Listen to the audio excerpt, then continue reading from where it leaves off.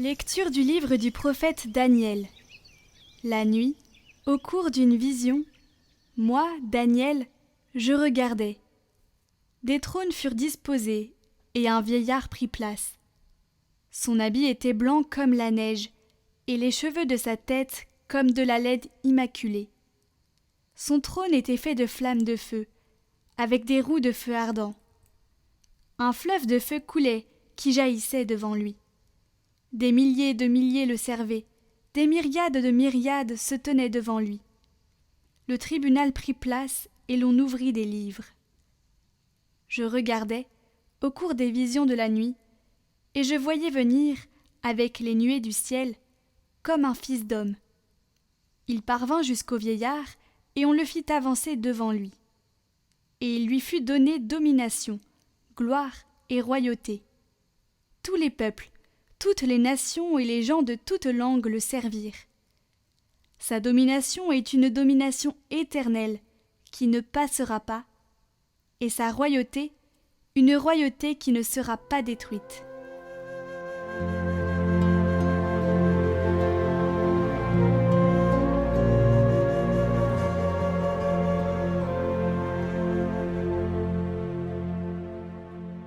Le Seigneur est roi, le Très-Haut sur toute la terre.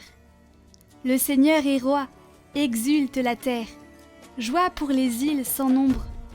Ténèbres et nuées l'entourent. Justice et droit sont l'appui de son trône. Quand ses éclairs illuminèrent le monde, la terre le vit et s'affola. Les montagnes fondaient comme cire devant le Seigneur, devant le Maître de toute la terre. Les cieux ont proclamé sa justice, et tous les peuples ont vu sa gloire. Tu es, Seigneur, le Très-Haut sur toute la terre. Tu domines de haut tous les dieux.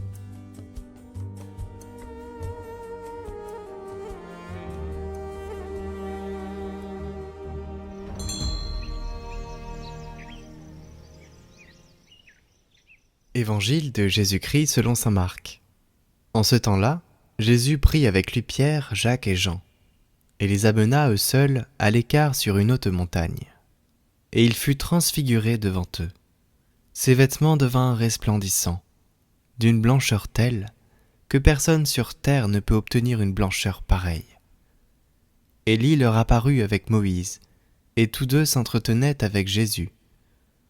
Pierre alors prend la parole, et dit à Jésus, « Rabbi, il est bon que nous soyons ici. Dressons donc 3 tentes, une pour toi, une pour Moïse et une pour Élie. » De fait, Pierre ne savait que dire, tant leur frayeur était grande. Survint une nuée qui les couvrit de son ombre, et de la nuée une voix se fit entendre. « Celui-ci est mon fils bien-aimé, écoutez-le. » Soudain, regardant tout autour, ils ne virent plus que Jésus seul avec eux. Ils descendirent de la montagne, et Jésus leur ordonna de ne raconter à personne ce qu'ils avaient vu, avant que le Fils de l'homme soit ressuscité d'entre les morts. Et ils restèrent fermement attachés à cette parole, tout en se demandant entre eux ce que voulait dire « ressuscité d'entre les morts ».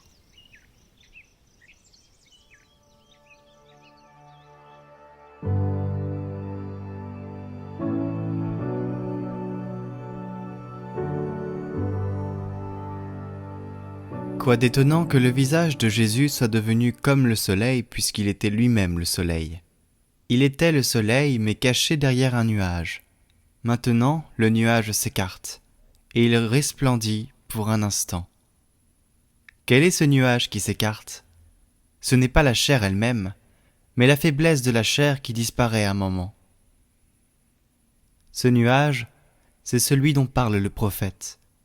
Voici que le Seigneur montera sur une nuée légère. Nuée de la chair qui couvre la divinité. Légère, car cette chair ne porte en elle-même rien de mal. Nuée qui dissimule la splendeur divine. Légère, car elle doit s'élever jusqu'à la splendeur éternelle. C'est le nuage dont il est dit, dans le Cantique des Cantiques, « Je me suis assis à l'ombre de celui que je désire ». Nuage léger, car cette chair est celle de l'agneau, qui enlève les péchés du monde. et une fois ceux-ci enlevés, le monde est élevé dans les hauteurs des cieux, délesté du poids de tous ses péchés. Le soleil voilé par cette chair n'est pas celui qui se lève pour les bons et les méchants, mais le soleil de justice, qui se lève seulement pour ceux qui craignent Dieu. Habituellement, voilée par le nuage de la chair, cette lumière qui éclaire tous les hommes brille aujourd'hui de tout son éclat. Aujourd'hui, elle glorifie cette même chair. Elle la montre déifiée aux apôtres, pour que les apôtres la révèlent au monde. Gloire et louange à toi, Seigneur, gloire à toi. Gloire et louange à toi, Seigneur, roi des rois. Gloire et louange à toi, Seigneur, gloire à toi.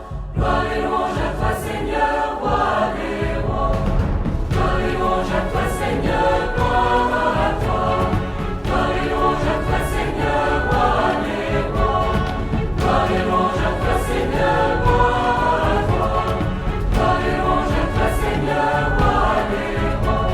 Ô Christ, Fils aimé du Père, ô Christ, resplendissante lumière, sagesse éternelle, clarté dans nos ténèbres, ô Christ, gloire à toi. Gloire et louange à toi, Seigneur, gloire à toi. Gloire et louange à toi, Seigneur, roi des rois. Gloire et louange à toi, Seigneur, gloire à toi. Gloire et louange à toi, Seigneur, roi des rois. Ô Christ, roi de l'univers, ô Christ manifesté dans la chair, apparu aux anges, proclamé aux nations, ô Christ, gloire à toi. Gloire et louange à toi, Seigneur, gloire à toi. Gloire et louange à toi, Seigneur, roi des rois. Gloire et louange à toi, Seigneur, gloire à toi. Gloire et louange à toi, Seigneur, roi des rois. Ô Christ, berger d'Israël, ô Christ, Fils de Dieu, Emmanuel, enfant d'une Vierge, salut de tous les hommes, ô Christ, gloire à toi.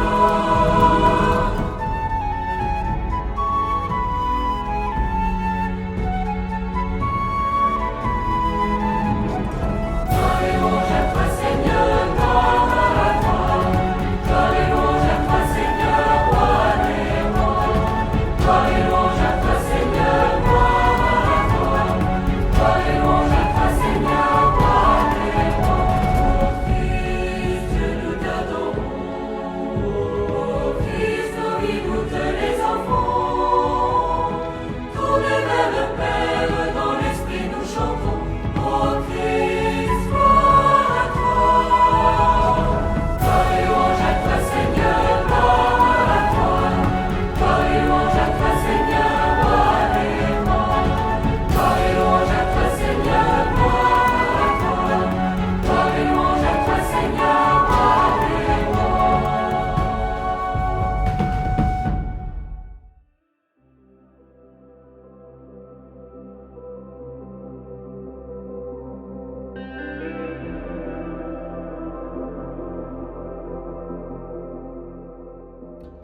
Chapitre 5. Comment la bienheureuse Vierge visita Sainte Élisabeth, et comment furent faits le Magnificat et le Benedictus. Ensuite, Notre-Dame, se ressouvenant des paroles de l'ange au sujet de sa cousine Élisabeth, se proposa de l'aller visiter pour lui offrir ses félicitations et ses services. Elle se rend donc avec Joseph, son époux, de Nazareth à la demeure d'Élisabeth, qui était éloignée de Jérusalem de 14 à 15 000 environ. Elle n'est arrêtée ni par l'aspérité, ni par la longueur du chemin, mais elle marche en toute hâte, parce qu'elle ne veut pas être vue longtemps en public. Et d'ailleurs, elle n'était pas alourdie par sa grossesse comme les autres femmes, car le Seigneur Jésus n'était pas un fardeau pour sa mère. Voyez donc comme elle va seule avec son époux, la reine du ciel et de la terre. Elle marche à pied, elle n'a point de chevaux, point de cortège, de chevaliers, de barons, point de chambrière, ni de suivante pour l'accompagner. À ses côtés marche la pauvreté, l'humilité, la pudeur et toute l'assemblée des vertus. Le Seigneur est aussi avec elle, ayant une grande et honorable suite, mais non pas vaine et pompeuse comme celle du siècle. En entrant dans la maison, Marie salua Élisabeth en disant « Salut Élisabeth, ma sœur ». Et celle-ci éclata d'allégresse et de bonheur, et embrasée du Saint-Esprit, se lève, l'embrasse avec tendresse, et lui dit dans un transport de joie « Bénie êtes-vous entre toutes les femmes, et béni le fruit de vos entrailles. D'où me vient cet honneur que la mère de mon Seigneur vienne vers moi ?» Aussitôt que la Vierge eut salué Élisabeth, Jean fut rempli du Saint-Esprit dans les entrailles de sa mère, et sa mère elle-même en fut aussi remplie. Et ce n'est point la mère qui le reçut la première, mais le Fils, l'ayant reçu, le lui communiqua, non pas en opérant quoi que ce soit sur l'âme de sa mère, mais en méritant que le Saint-Esprit opérât en elle, parce que la grâce de l'Esprit Saint, qu'il avait ressentie d'abord, éclatait et surabondait en lui. Et de même qu'Élisabeth avait senti la venue de Marie, de même Jean sentit l'arrivée du Seigneur. Aussi, il bondit, et elle prophétisa, et remarquait quelle fut la puissance des paroles de Notre-Dame, puisque leur simple prononciation conféra le Saint-Esprit. C'est qu'elle était si pleine du Saint-Esprit qu'en considération de ses mérites, il remplissait les autres. Marie répondit à Élisabeth en disant « Mon âme glorifie le Seigneur », etc. Et tout cet admirable cantique de joie et de louange.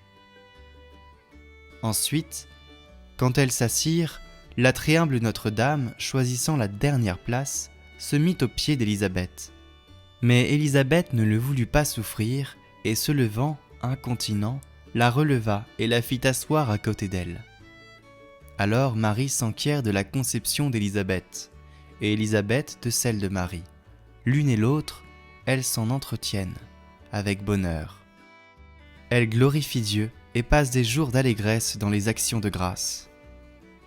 Notre-Dame resta chez sa cousine pendant 3 mois, l'aidant et la servant en tout ce qu'elle pouvait, avec révérence et amour, comme si elle eût oublié qu'elle était la mère de Dieu et la reine de l'univers.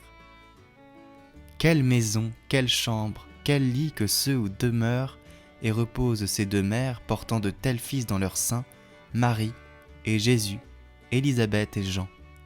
Là aussi sont ces grands et admirables vieillards, Zacharie et Joseph. Or, le temps étant venu, Élisabeth enfanta un fils que Notre-Dame reçut et arrangea avec soin et adresse, ainsi qu'il fallait.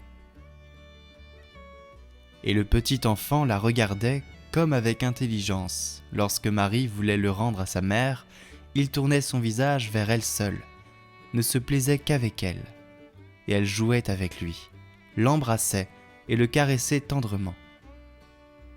Considérez le bonheur de Jean. Personne jamais ne fut bercé par de semblables mains. Au reste, il eut aussi d'autres grands privilégiés sur lesquels je n'insiste pas à présent. Le 8e jour, l'enfant fut circoncis et appelé Jean. C'est à ce moment que la bouche de Zacharie fut ouverte, et qu'il prophétisa en disant « Béni soit le Seigneur, le Dieu d'Israël », etc. Ainsi, dans cette maison furent faits ces 2 beaux cantiques, le Magnificat et le Benedictus. Or, Notre-Dame se tenait derrière une tenture pour n'être point vue des hommes que la circoncision de Jean avait rassemblés, et de là, elle écoutait attentivement ce cantique dans lequel il était fait mention de son fils. Et elle conservait tout cela prudemment dans son cœur. Enfin, elle dit adieu à Élisabeth et à Zacharie, et bénissant le petit Jean, elle revint à sa demeure de Nazareth. Que ce retour vous fasse penser de nouveau à sa pauvreté.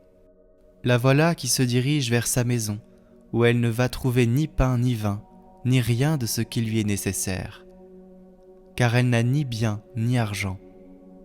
3 mois durant, elle a demeuré chez des parents qui sans doute étaient riches. Elle rentre dans sa pauvreté, et il va falloir vivre du travail de ses propres mains. compatissez à ses souffrances et aimez plus ardemment la pauvreté.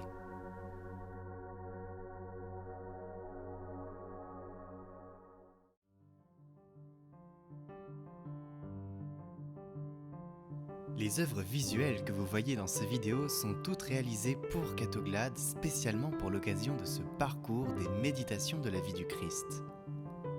Une œuvre par chapitre représentant une scène qui sera en vente en édition limitée de 5 à 10 exemplaires numérotés. Vous pouvez les commander sur notre site internet en lien en description. Soutenez la mission Catoglade.